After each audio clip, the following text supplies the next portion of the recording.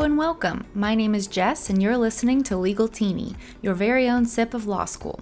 The goal of this podcast is to give you just a taste of what it's like going to law school. Whether you're already in school, considering it, have a loved one currently experiencing the fun that is law school, or you just want to follow my journey, I'm so glad you're here. You can also follow me on Instagram at legaltini_podcast and check out my website legaltini.com. And if you enjoy the podcast, don't forget to rate and review below. Grab your Legaltini and let's take a sip.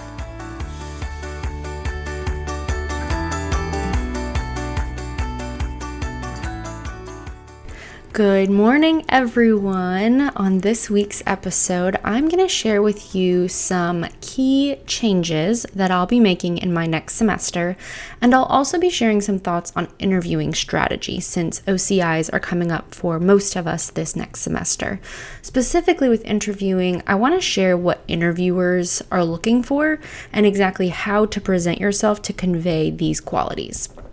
So this is the first podcast of my second semester of school, and I'm really excited to take what I learned from last semester, which was my first semester, and use it to really tweak and improve my approach.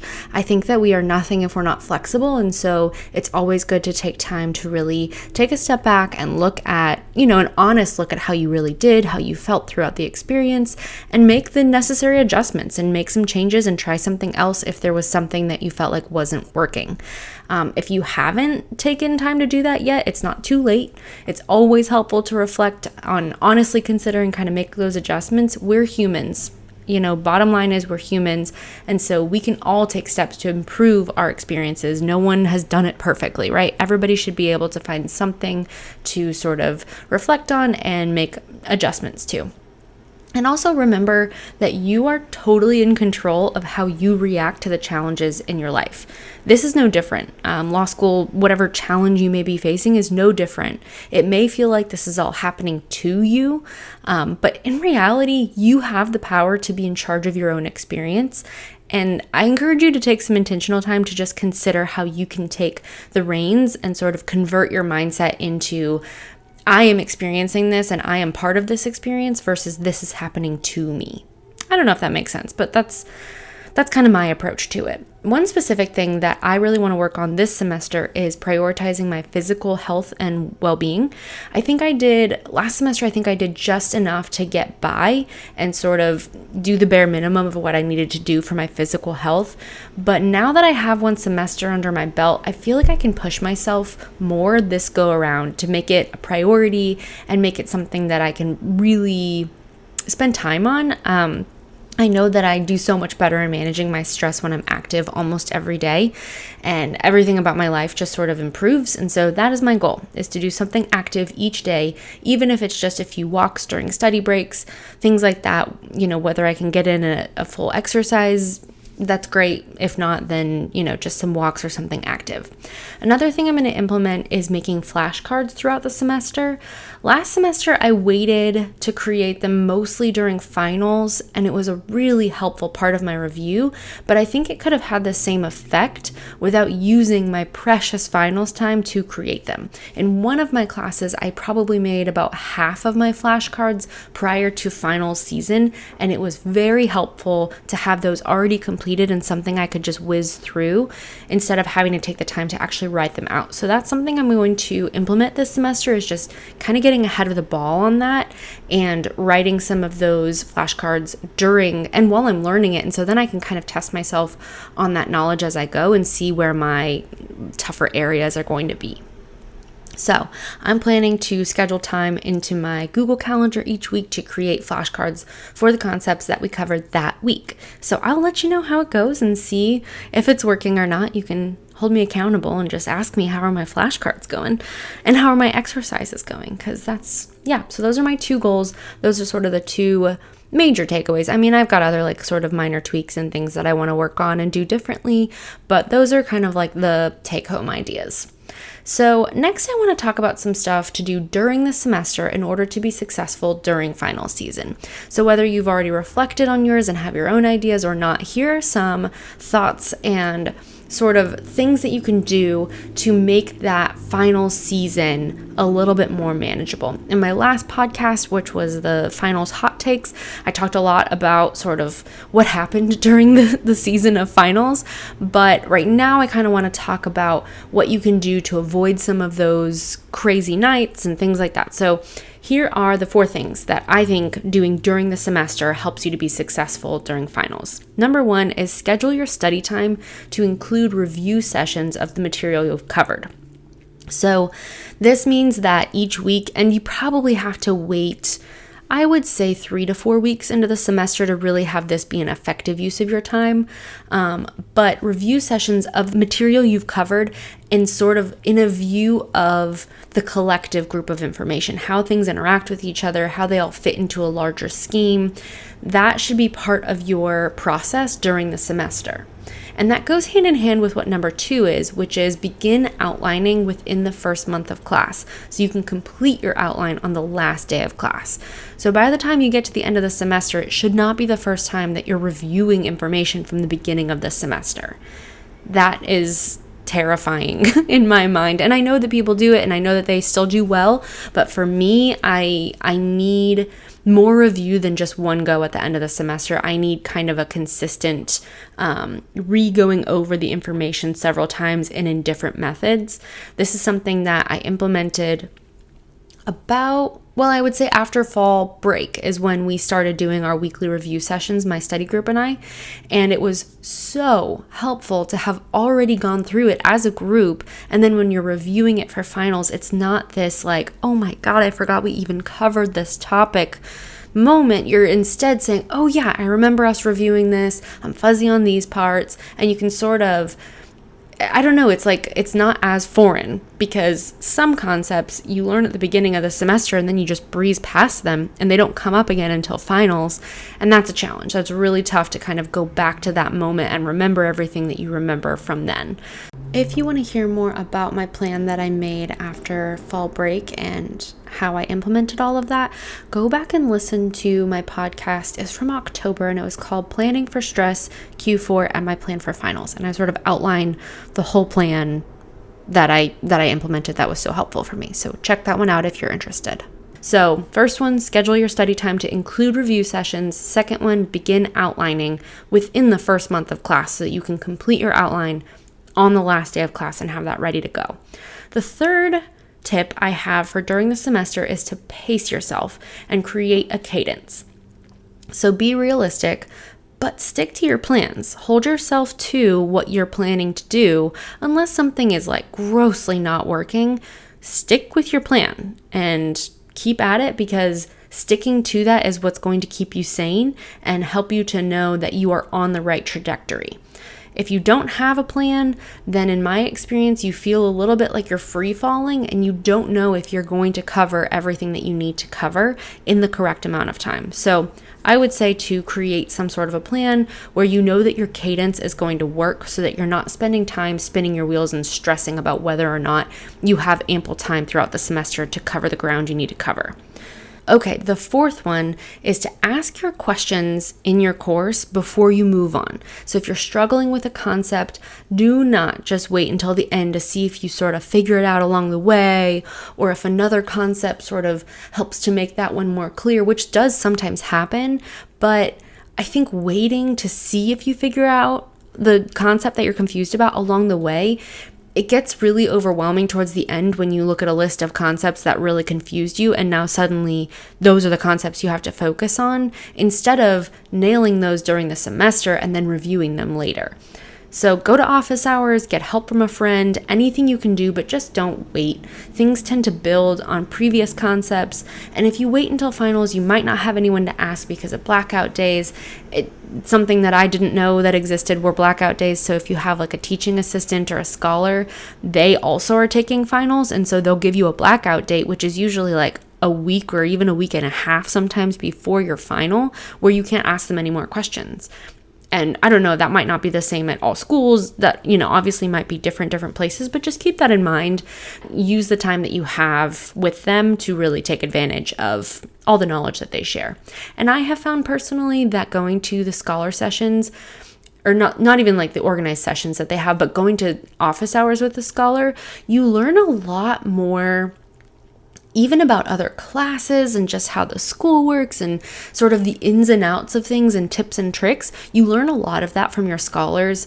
I would say even more so sometimes than the actual content of that particular class. You just kind of pick up little knowledge and pick up little tidbits. So definitely like a little pro tip about going to scholar office hours, because they're much more helpful in different ways than you would kind of expect. Okay, so those are the things to do during the semester in order to be successful during final season. Take it with a grain of salt. Everybody has to do their own process, but these are just some things that I found really worked for me, and that, I was very happy with my grades. And so I think it means that I did what I needed to do. And so that's kind of what I would say as a takeaway. That's it on that. Next, I want to talk about interviewing. We all have OCIs, which, if you're not familiar, means on-campus interview, coming up in the next couple months on campus at school. And this is when firms or organizations, whoever might be hiring for summer interns, comes physically to your school and conducts interviews with students that they are looking to hire. So each school does this a little bit differently. Sometimes you have to apply formally for those positions. Sometimes the school applies for you. Sometimes you just submit a resume. Sometimes they get a list of all the students and their GPAs and their coursework, and they select the students that they want to interview. Sometimes every student gets to interview everywhere that they want to. Every school sort of does it differently. So figuring out your school's process is really half the battle. Once you've got those interviews lined up, then you can think about how to prepare and sort of what you need to be mentally ready for those interviews. I was talking with a friend this week who's also in school with me about the interview process and OCIs and how challenging that can be, especially for people without loads of interview experience. And she came to law school right from undergrad and doesn't feel like she has quality interview experiences. And as we were talking about it, I realized two things. One is that it doesn't really matter if you haven't had lots of interviews. You've had lots of social interactions, so you can draw on those experiences and become a better interviewer basically from day one. And I'll explain a little bit more about that and why. And mostly it's because the things interviewers are looking for are not specifically tied to work experience. And the second thing is that I have a lot to share about interviewing. And I think my experience draws not only on my own interviewing experiences, both good and bad, and I'll share some of that in a bit, but also because I've interviewed a lot of people in my career and I've hired and fired, and so I kind of understand what employers are looking for and what red flags are for them and sort of what they envision in a perfect interview situation. So I feel like I have a sense of what I was looking for in those individuals, and I use that when I am in turn interviewing to present myself in the best light possible.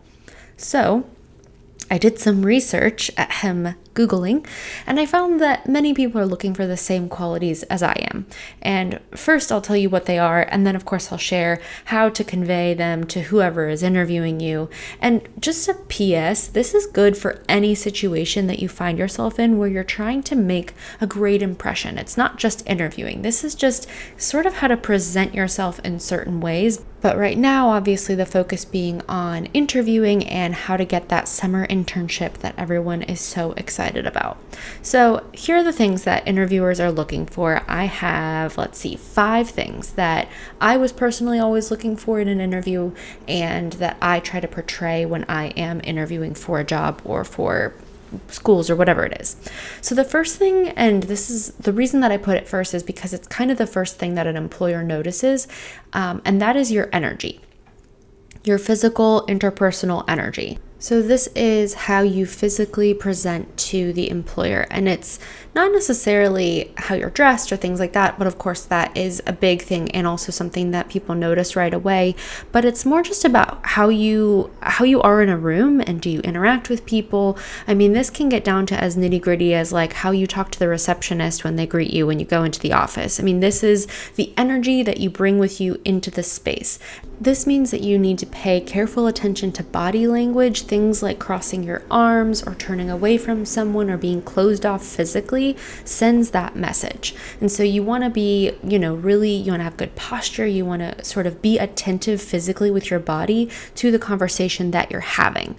This also speaks to eye contact. This speaks to nodding while someone's talking. I mean, it's just like you're showing interest and enthusiasm for the setting that you're in. You don't want to look like you're bored. You don't want to look like you don't care about this job. You want to have an energy that tells the person, I am so jazzed to be here right now.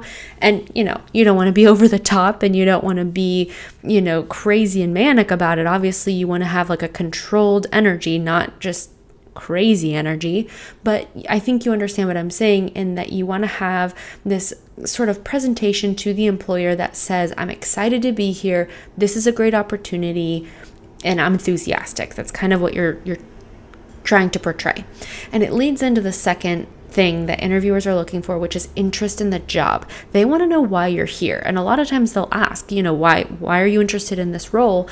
And that's where it's really important to do your research on the company, because if you don't have an answer for that and you're like, well, you're a firm that's coming to the OCI, this is why I'm here. You want to have an answer. You want to say, well, in the research that I did on your website and on, the city, this is how I see that you've impacted things, and I'm curious about this part of your business. And you want to show that you have made an interest in this company specifically, not just OCIs in general, not just law firms in general, this specific company.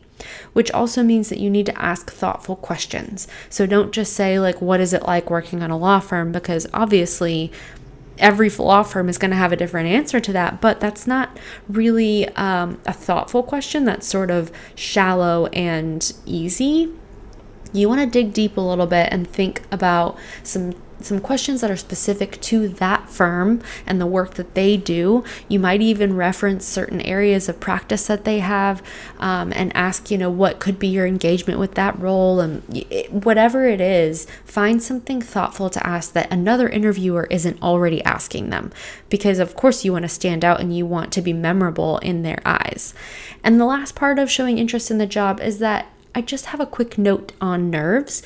It is totally okay to be a little bit nervous. Honestly, as someone who has interviewed a lot of people and seen people come in that don't look nervous at all, sometimes, not always, but sometimes that comes off a little cocky. And it's okay to be a little bit nervous. It means that you care and that you're taking it seriously. So if you're feeling those jitters, which, I still feel jitters when I interview, and I've done lots of interviews. So, that's totally normal and okay. I think make sure that you're not overcompensating and trying to come off as this is no big deal to me. Find a happy middle somewhere where it's like, okay, I'm a little bit nervous, but I've got this. I'm confident in the skills that I bring to the table.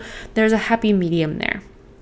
The third thing is interviewers want to see that you have problem-solving skills. And more than anything, this is how you approach problems. It's not necessarily a specific answer to a specific problem. Now, you do want to have stories prepared, because they will ask you questions like, tell me about a challenge and how you overcame it. Things like that, generic interview questions, which there's lists and lists of on the internet. Just go Google it and quiz yourself on those questions. But you want to be able to portray those problem-solving skills in the stories that you prepare. And there's a method that I learned years ago. It's called the STAR method, that a lot of interviewers are looking for, and not necessarily that they need it to be exactly in this order or anything like that, but as they're looking through their list, they're sort of checking these things off. And STAR is an acronym, and it just stands for situation, task, action, result. And so basically that means that when you're sharing a story and trying to convey how you approached a problem, they want you to give the situation, tell the story of sort of what's going on around this problem, what specifically you were tasked to do, so what your role was in that situation, the actions that you took, and what the result was. And saying it out loud makes it feel very like, duh, of course that's how you tell a story, but get into an interview and feel jumbled around the story that you're trying to tell, and you'll realize that sort of mapping it out in your mind like this helps, because when you are nervous and when there's someone staring at you and all of those things sort of compound on themselves, you want to be able to have a method to your madness. And on that note, you can also bring notes into an interview. So if you want to jot down a couple little bullet points of like, if they ask this, then here are your 2 stories about that. Sometimes when you're nervous, you can't think of the things that you did prepare. So that's totally okay too. The 4th thing that interviewers are looking for is teachability. So this means that and obviously when you're a law student starting at a law firm and you've never worked in a law firm before, you may not have a lot of knowledge to bring to the table. And so what they're looking for is someone who is teachable. But that's the case in literally any role, because you don't want someone who thinks that they know everything in these roles. You want someone who's constantly learning, who is absorbing information, can work well with others, can be, trained to do a different type of work than what they're used to doing. Like in healthcare, we switch systems all the time, the health systems. And so you have to be able to sort of move quickly and adapt to new situations. And so interviewers are looking for someone who's teachable. And whenever I think of the word teachable, I think of my mom, because I don't think I was very teachable naturally growing up. And that's been something I've had to really work on. But she always would be like, Jess, just be teachable. Just let me show you how to do this. But of course, I knew best. I was, 8 years old and absolutely knew everything I needed to know. But she would always tell me to just bend a little bit and be teachable. And so I think the key that I took away from that, thanks Mom, is that bending and being teachable and all of that doesn't mean breaking. You don't have to totally break who you are in order to bend to someone else's ideas or way of doing things. So the way that we portray that in an interview is showing them that your attitude is really positive. I would say that attitude is greater than knowledge. We only care that you have the right attitude. I tell people all the time in interviews that I care so much about attitude. I can teach you everything that you need to know about this job on the job, but what I care about is the attitude, because we can accomplish anything with the right attitude. And I firmly believe that just in the whole wide world. I think that you can achieve anything with the right attitude, and you can achieve nothing with the wrong attitude, for the record. But knowledge is not so important, and thank goodness for that, because as law students, we don't really have much knowledge about the day-to-day and sort of what to actually do in law firms.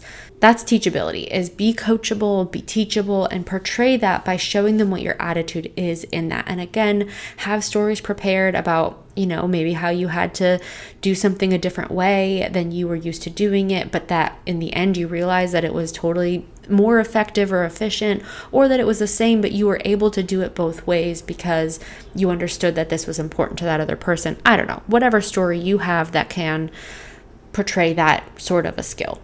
The last and 5th, is someone that they want around the office. Interviewers want someone that they would like to work with. Can't tell you how many times I've interviewed people and been like, yep, you have the credentials, but I don't think you would fit in this office. And that's not mean. It's just real. It's just how people operate. You want to have a cohesive group in the office. So what they're looking for is someone who works well with other people, that is a hard worker, but is pleasant. Because hard work is great, but if you can't work with other people and you're mean and you're griping at your neighbor about making too much noise on their keyboard or whatever it is, and, fill in the blank there. If you have any work experience, you know who I'm talking about. But you want someone who is pleasant in the workspace. And then also, going back to the problem solving, has a calm approach to challenges, because challenges will come up, especially in high pressure situations, high legal field. So calm approach to challenges is so key when there's chaos that's just inherent with the job. And I think that that's something a lot of people are really looking for and prioritizing with people that they interview. So those are the 5 things: energy, interest in the job, problem solving skills, teachability, and being somebody that they want in the office. Something else that I thought was interesting that my friend mentioned to me is that, she felt like, I just don't have a lot of interview experience, so this is going to be harder for me.